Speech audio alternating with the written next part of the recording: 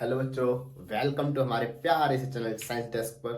जैसा कि बच्चों हमारे सीबीएसई का एग्जाम स्टार्ट होने वाला है और सीबीएसई एग्जाम स्टार्ट होने वाला, तो इस कुछ जो टॉपिक्स हैं, कॉम्प्लेक्स टॉपिक्स हैं, उन कॉम्प्लेक्स टॉपिक्स के रिगार्डिंग मैं आपको वीडियो देने वाला हूं।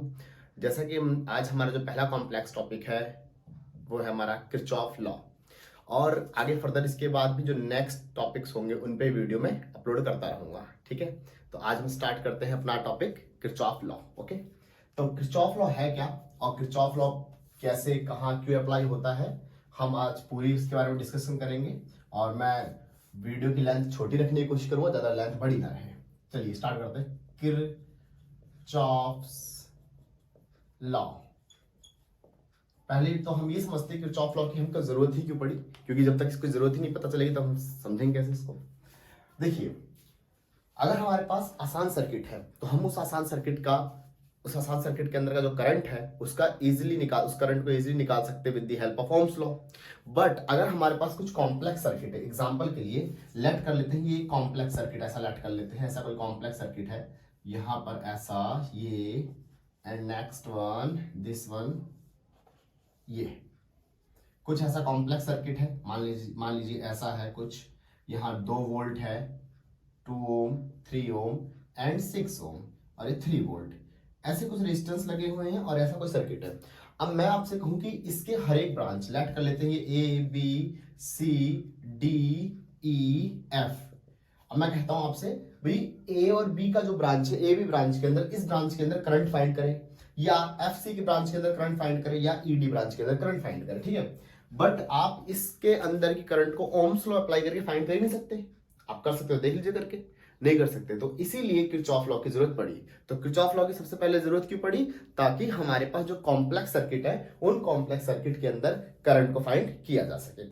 ओके, तो किरचॉफ के 2 लॉ थे, पहला और दूसरा दोनों लॉ डिस्क्राइब करेंगे और उन लॉ को यूज करना भी सीखेंगे with the help of some questions. Okay, तो first Kirchhoff first law, Kirchhoff first law, Kirchhoff first law क्या कहता है?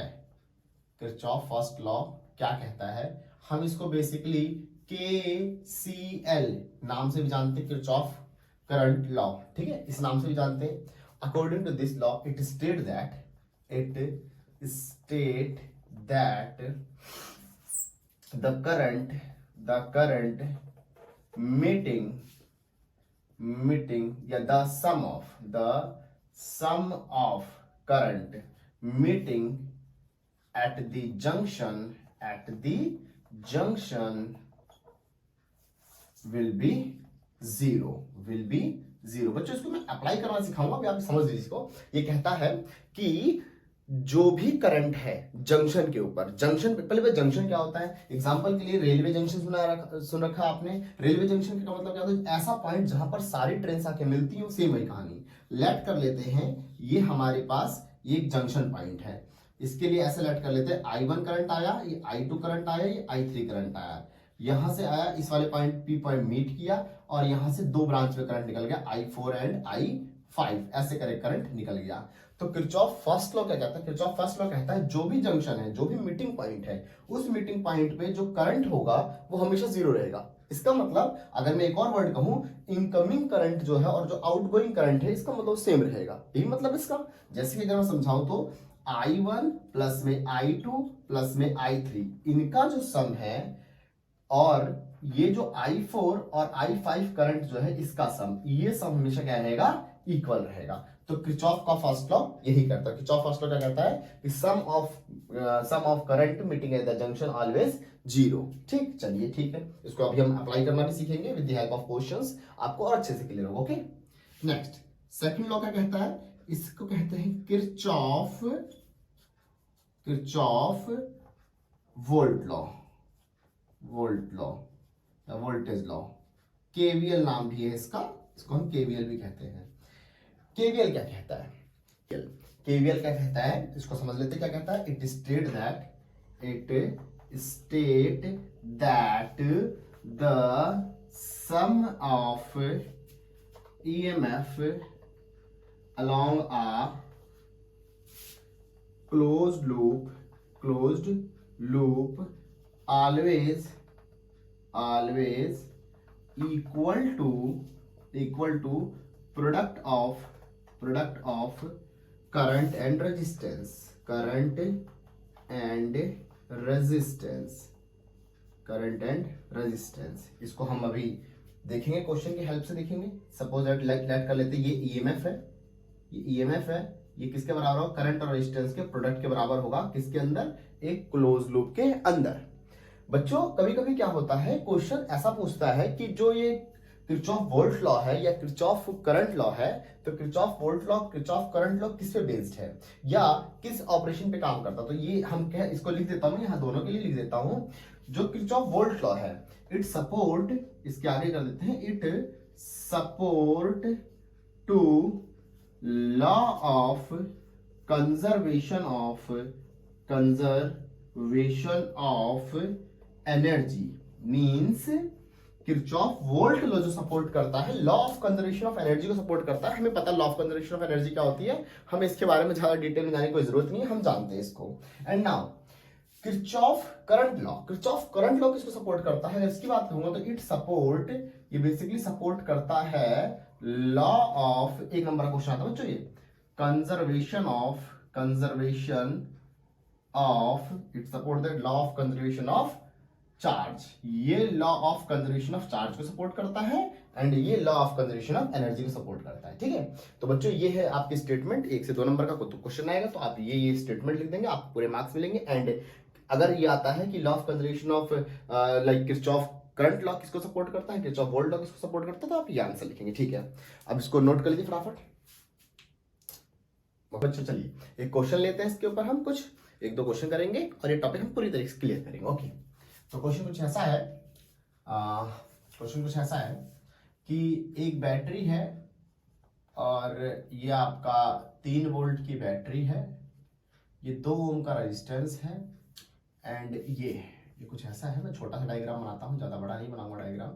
और ये 5 वोल्ट की बैटरी है और ये 3 ओम का रेजिस्टेंस है ये, और यहाँ से ये एक आर रेजिस्टेंस है। ऐसा कुछ क्वेश्चन है। इसमें से करंट आ रहा है 1 एम्पियर करंट आ रहा है, इसमें से करंट 1 एम्पियर का आ रहा है, और यहां से जो निकल रहा है ये निकल रहा है, आई निकल रहा है, A B C D E F, ऐसा करके कुछ है डायग्राम। और यहाँ पर एक अननोन रेजिस्टेंस आर लगा हुआ है। तो क्वेश्चन ये है calculate value of I and R. ये जो करंट है जो कि इस 5 वोल्ट की बैटरी से आ रहा है, इस करंट की वैल्यू, मतलब इस करंट की वैल्यू बताइए, सर्किट के अंदर जो आई करंट है इसकी वैल्यू बताइए, जबकि ये वाला इस वाली ए बी ब्रांच के अंदर ये दे रखा है, और रेजिस्टेंस अननोन रेजिस्टेंस बताइए। हम अप्लाई करना सीख रहे हैं बच्चों, दोनों लॉ हमने सीख लिया, हम अप्लाई करना सीख रहे हैं। एंड एक और चीज calculate, and also calculate potential difference across ED. भाई ईडी के अक्रॉस जो रेजिस्टेंस लग रखा है, इस रेजिस्टेंस के अंदर पोटेंशियल डिफरेंस कितना है, इसको भी कैलकुलेट करते हैं। चलिए करते हैं। अब क्या करें, अब हम फटाफट एक काम कर लेते हैं। हम ना इसके ऊपर दोनों लॉ अप्लाई करके देख रहे हैं क्या अप्लाई होगा। हाँ जी होगा, बिल्कुल होगा। हम क्या कर लेते हैं, हमें दिख रहा है एक करंट 1 एम्पियर इधर से आ रहा है और आई करंट इधर जा रहा है, तो इधर तो जंक्शन बन गया एफ पे। और हमको पता है जो जंक्शन पे जो करंट होता है, इनकमिंग करंट और आउटगोइंग करंट होती है बराबर होती है। इनकमिंग करंट 1 प्लस में आई, ये हो गया, और यहाँ से निकलेगा जो करंट वो निकलेगा। मैं आंसर में बनाया था, आंसर में नया डायग्राम बनाया था, ऐसे करके हो गया। अब यहाँ हम अप्लाई कर देते हैं, क्वेश्चन के अंदर छेड़खानी नहीं करेंगे। यहाँ अप्लाई, तो यहाँ पर जो करंट आएगा 1 प्लस में आई आ जाएगा। ये मतलब जो ई डी ब्रांच में जो करंट जाएगा, वो जाएगा 1 प्लस आई जाएगा। ठीक, ओके। अब क्या कर रहे हैं, ये हो गया हमारा, तो एक हो गया। अब दूसरी बात, अब क्या कर लेते हैं, इस आई करंट को निकाल लेते हैं। कैसे निकालूं, मुझे तो निकालना आ ही नहीं रहा, फिर क्या करूं, फिर मैं अब एक काम कर देता हूं यहां से। अब मैं क्या करूंगा बच्चों, अब मैं यहां से ना एक law, Kirchhoff second law apply करूंगा, A B C F A, इसमें apply Kirchhoff second law, apply Kirchhoff second law in A B C F A, इसमें अप्लाई कर देते हैं, इसके अंदर अप्लाई कर देते हैं। ठीक है, तो लीजिए इस सेगमेंट को उठा के हम ऊपर ले आते हैं, सिर्फ इस सेगमेंट को उठा के हम ऊपर ले आते हैं। ये आपका इधर से आ गया, ये आपका 3 वोल्ट हो गया, 3 वोल्ट, ये 2 ओम हो गया, और आपका ये हो गया 1 एम्पियर करंट हो गया, और ये आपकी एक करंट आई हो गई समथिंग, और ये 5 वोल्ट की बैटरी हो गई, ये 3 ओम का रेजिस्टेंस हो गया, 3 ओम का रेजिस्टेंस, 2 ओम का रेजिस्टेंस, सब क्लियर, सब क्लियर है। ओके बच्चों, जल्दी से अप्लाई कर लेते हैं। ओके ना, देखिए बच्चों, लूप लॉ को हम 2 तरीके से लगा सकते हैं, एक क्लॉकवाइज लगा सकते हैं, एक एंटी क्लॉकवाइज लगा सकते हैं, ठीक है ना। अब हमको लगाना किस तरीके से हमारे पर डिपेंड करता है, हम दोनों तरीके से अप्लाई कर सकते हैं। तो चलिए मैं इसमें क्या करता हूँ, मैं आपको एंटी क्लॉकवाइज लगा के दिखाता हूँ, और जो रूल फॉलो कराऊंगा उन रूल का ध्यान रखना। लेट कर लेते हैं, एंड क्लॉकवाइज लगा सकता हूँ, कोई दिक्कत नहीं है, इसको ऐसे एंटी क्लॉकवाइज लगा लेते हैं। एंटी क्लॉकवाइज लगाने का फायदा क्या है, क्योंकि अगर आप देखिए करंट की जो डायरेक्शन है ना, उसी डायरेक्शन में अपने लूप को रखने की कोशिश करिए, इससे फायदा मिलता है। देखिए करंट 1 एम्पियर इस तरफ जा रहा है, और 2 ओम का रेजिस्टेंस है। तो हमने अभी अभी सेकंड लॉ पढ़ा, लूप लॉ, कि जो ईएमएफ होता है एक क्लोज लूप के अंदर, वो वोल्टेज और करंट के प्रोडक्ट के बराबर होता है। तो इस पूरे सर्किट का जो ईएमएफ होगा, इसके अंदर जो वोल्टेज है, और जो ये वोल्टेज जनरेट हो रही है इसके अंदर, आई और आर से एक वोल्टेज बन रहा है, यहाँ पर यहाँ आई और आर से एक वोल्टेज बन रहा है, तो पूरे सर्किट का ईएमएफ जो है इनके वोल्टेज के सम के बराबर होगा, ठीक है ना। तो लगा देते हैं। अब देखिए, मैं इसको एंटी क्लॉकवाइज पढ़ता हुआ आ रहा हूँ, जब इसको एंटी क्लॉकवाइज पढ़ता हुआ आ रहा हूँ, तो मैंने देखा बी और ए ब्रांच के अंदर जो करंट जा रहा है मेरे पढ़ने के डायरेक्शन में ही जा रहा है। बी और ए ब्रांच में जो करंट है वो मैं जिस तरफ अपने क्लॉक को पढ़ रहा हूँ, अपने लूप को पढ़ रहा हूँ, उसी डायरेक्शन में आ रहा है। तो अगर ऐसा होता है तो उस समय जो वोल्टेज है वो पॉजिटिवली रहेगी।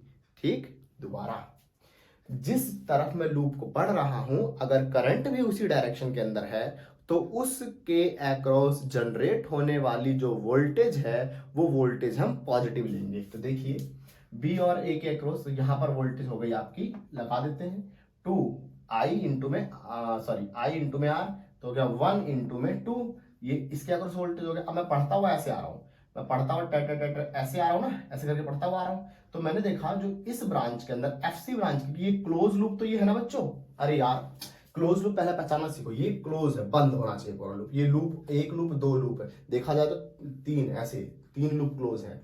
तो इसके अंदर जब मैं अप्लाई करा, मैंने इस ब्रांच के अंदर अप्लाई किया तो ये हो गया। अब मैं यही चीज, इसका वोल्टेज जमा में, अब मैं ऐसे पढ़ता हुआ आ रहा हूं तो इसके अक्रॉस भी एक वोल्टेज जनरेट होगा, लेकिन इसके पास देखिए करंट की जो डायरेक्शन हो इस तरफ है, करंट इस तरफ आ रहा है, लेकिन मैं लूप को पढ़ रहा हूं इस तरफ।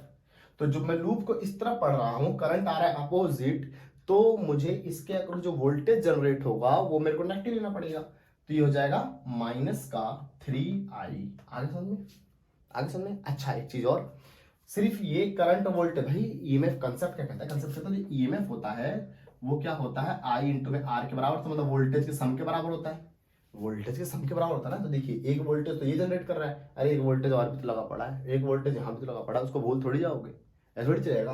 तो क्या करें, इसको भी लेना पड़ेगा। अब इसको लेने का तरीका, तो जब हम पढ़ते हुए लूप को, जब आप पढ़ते हुए आए, तो लूप को पढ़ते समय, आप पढ़ते समय जिस भी टर्मिनल से टकरा जाए, ये देखिए पॉजिटिव टर्मिनल है, नेगेटिव टर्मिनल है, पॉजिटिव है, नेगेटिव है, जिस भी टर्मिनल से टकरा जाए उसी सिंबल के साथ उसको रख डालें। एग्जांपल के लिए इसको पढ़ता हुआ है तो मैं पॉजिटिव से टकरा जाता हूं, यहां पर डाल दूंगा पॉजिटिव, आसान, बढ़िया।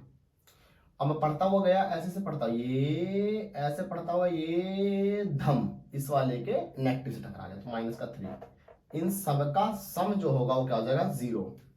क्यों? क्योंकि अभी अभी हमने सेकंड लॉ पढ़ा है, ईएमएफ जो होता है करंट और वोल्टेज के प्रोडक्ट के और इन सब के सम के बराबर होता है। तो अब देखिए, अगर जो सर्किट के अंदर टोटल ईएमएफ है इसके प्रोडक्ट के बराबर है, तो अगर ये इधर ही उठ के आ जाएगा, ये पूरा टर्म इधर ही उठ के आएगा, तो इधर बचेगा क्या, 0, कुछ बचेगा ही नहीं। सेम कहानी, मैंने इधर उधर करने से पहले फायदा क्या, मैंने इधर उधर करने से अच्छा क्या कर दिया, सबको एक ही साथ लिख दिया। तो इससे फायदा क्या होगा, कैलकुलेशन में आसानी मिल जाएगी। अब देखिए 2 1 जा 2 हो गया, माइनस में 3i हो गया, 5 में से 3 गया तो क्या बच गया आपका, 2 बच गया, इज इक्वल टू 0। 2 2 4 हो गया, और ये इसको टर्म को इधर जाऊंगा तो 3i हो गया, तो i इज इक्वल टू क्या आ गया बच्चों, 4/3।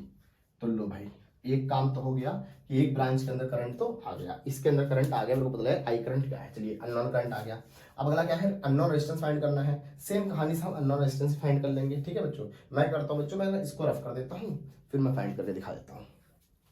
तो ठीक है, तो हमारा क्या आ गया, आई इज इक्वल टू, ये हो गया, डन हो गया। अब क्या करें, अब हम इस लूप को पढ़ते हैं। कौन से लूप को पढ़ेंगे, यहाँ पर देखिए, अभी मैंने वहां अप्लाई करा था 1 प्लस में आई, इसमें जो करंट आ रहा है ये दोनों जुड़ के इधर आ जाए करंट, है ना। अब in loop F E D C F, ये भी एक लूप है, ये भी एक क्लोज लूप है, और सेकंड लॉ जो है क्लोज लूप में ही अप्लाई होगा। तो चलिए अप्लाई कर लेते हैं। फिर कहानी हुई, कैसे पढ़ूं मैं, क्लॉकवाइज पढ़ूं या एंटी क्लॉकवाइज पढ़ूं, आप कैसे पढ़िए, कोई दिक्कत वाली बात नहीं है, बस रूल को फॉलो करके चलिए। तो चलिए अगर हम इसको क्लॉकवाइज पढ़ लेते हैं, ऐसे सॉरी एंटी क्लॉकवाइज, अगर हम इसको एंटी क्लॉकवाइज पढ़ लेते हैं फिर से, तो क्या देखा मैंने देखा कि जब ऐसे पढ़ता हुआ आ रहा हूं, अब ध्यान सुनिए, जब ऐसे पढ़ता हुआ आ रहा हूं तो जो सी एफ ब्रांच है उसके अक्रॉस जब मैं पढ़ता हुआ तो करंट की डायरेक्शन भी मेरे पढ़ने की डायरेक्शन में ही है।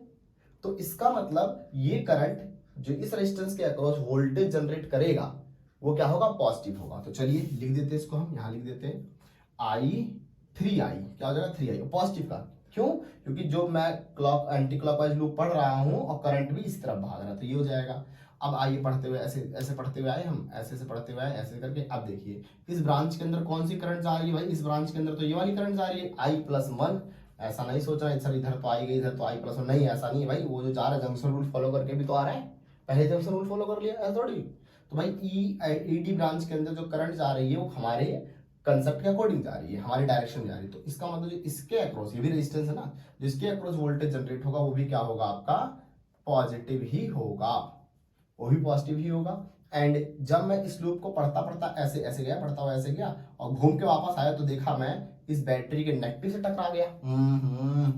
अरे यार, जब मैं पढ़ता हुआ आ रहा हूं देखा मैंने इसके जो बैटरी का पॉजिटिव नेगेटिव है, मैं पढ़ता हुआ आया तो बैटरी के नेगेटिव से टकरा गया। तो मैंने आपसे क्या कह रखा, मैंने कह तो रखा है कि जिस भी टर्मिनल से टकरा जाओ उसी के वैल्यू के साथ उसको रख, तो -5 इज इक्वल टू क्या जाएगा 0। आसान, मींस पूरे क्लोज लूप के अंदर जो वोल्टेज है क्या है, उसका सम 0 है। आप क्या करिए, अब इसको थोड़ा नीचे लिख लीजिए 3i। अच्छा देखिए बच्चों, i तो आप पहले ही निकाल चुके हैं, i तो 4/3 आ गया आपका पहले ही, तो इसको अप्लाई भी कर देंगे तो कोई दिक्कत वाली बात तो है नहीं। 4/3 प्लस में 4/3 प्लस में 1 and this is r and it is equal to 5, ऐसे हो जाएगा। अब ये क्या हो गया, 3 से 3 गया 4 आ गया, प्लस में 7/3 आ गया, इंटू में r आ गया, इज इक्वल टू 5। ओके चलिए ये 4 उठ के इधर चला गया, तो ये हो गया 7/3r is equal to 5 minus में 4, ये हो गया आपका 7/3r इज इक्वल टू 1। अब r इज इक्वल टू क्या आ गया भाई, 3/7 आ गया। लीजिए भाई रेजिस्टेंस भी आ गया रेजिस्टेंस भी, ठीक है ना, रेजिस्टेंस भी आ गया। देखिए रेजिस्टेंस भी आ गया और करंट भी आ गया, दोनों आ गया। मेरा काम हो गया, नहीं अभी नहीं हुआ मेरा काम, क्योंकि करंट भी निकालना था और रेजिस्टेंस भी निकालना था। फिर ये भी था कि जो ईडी के अक्रॉस वोल्टेज, अरे यार जो ये करंट आ रहा है भाई इसके अक्रॉस एक वोल्टेज भी जनरेट करेगा, उस वोल्टेज को निकालना है हमको। अब वोल्टेज कैसे निकालेंगे, मैं इसको रफ कर दूं, पहले कैलकुलेशन देखिए। आइए बच्चों, वोल्टेज अक्रॉस किसके, ईडी के अक्रॉस वोल्टेज निकाल लेते हैं, ईडी। अरे भाई वोल्टेज क्या होता है, आई इंटू में आर, यही तो होता है। ओहो भाई का रेजिस्टेंस कितना हो गया, रेजिस्टेंस तो हो गया 3/7 हो गया, 3/7 रेजिस्टेंस हो गया। करंट का क्या हाल चाल है यार, इस ब्रांच के अंदर करंट कितनी आ रही है, तो इस ब्रांच के अंदर जो करंट है वो I+1 जा रही है, करंट इन दैट ब्रांच, इस ब्रांच के अंदर करंट कितनी जा रही है, तो करंट जा रही है I+1, इतनी करंट जा रही है। तो अगर इतनी करंट जा रही है, तो उसको पहले निकाल लेते हैं। I की वैल्यू क्या आ गई, 4/3 आ गई, तो 4/3 प्लस में 1, ये क्या हो गया आपका करंट, टोटल करंट हो गया आपका 7/3, ये टोटल हो गया। कहने का मतलब कि अगर इसको ऐसे ना लिख के मैं ऐसे लिख दूं, करंट इन ईडी, क्योंकि वोल्टेज इन ईडी तो करंट इन ईडी और रेजिस्टेंस इन ईडी यही है। अरे भाई यही तो है ना, बोल रहे बाबा, नहीं आया समझ में, आ गया। चलिए अब देखिए वोल्टेज अक्रॉस ईडी क्या हो गया, करंट अक्रॉस ईडी क्या है 7/3 एंड रेजिस्टेंस अक्रॉस ईडी क्या है, लीजिए भाई ये रेजिस्टेंस की वैल्यू यहां ही निकाल दी, ईडी है ना, तो 3/7 3 से 3 गया, 7 से 7 गया, कितना आ गया 1 वोल्ट, कितना आ गया वोल्टेज अक्रॉस ईडी कितना आ गया 1 वोल्ट आ गया, खत्म। पहला क्वेश्चन हो गया। ठीक है, तो इस तरीके से आप करेंगे तो आपका ये क्वेश्चन हो जाएगा एंड ये न्यूमेरिकल भी, ये कंसेप्ट भी आप अप्लाई कर सकते हैं, फर्स्ट और सेकंड दोनों अप्लाई कर लिया। अब ऐसे ही कुछ टॉपिक जो कॉम्प्लेक्स टॉपिक्स होंगे, हर एक चैप्टर के कुछ टॉपिक सिलेक्टेड टॉपिक में सिलेक्ट करके रेगुलर बेसिस पे अपने हमारे इस चैनल साइंस डेस्क पे अपलोड करूंगा, और आप आइए देखिए और समझिए और एग्जाम में अच्छा कीजिए। ओके बच्चों, चलिए बच्चे पढ़ते रहिए।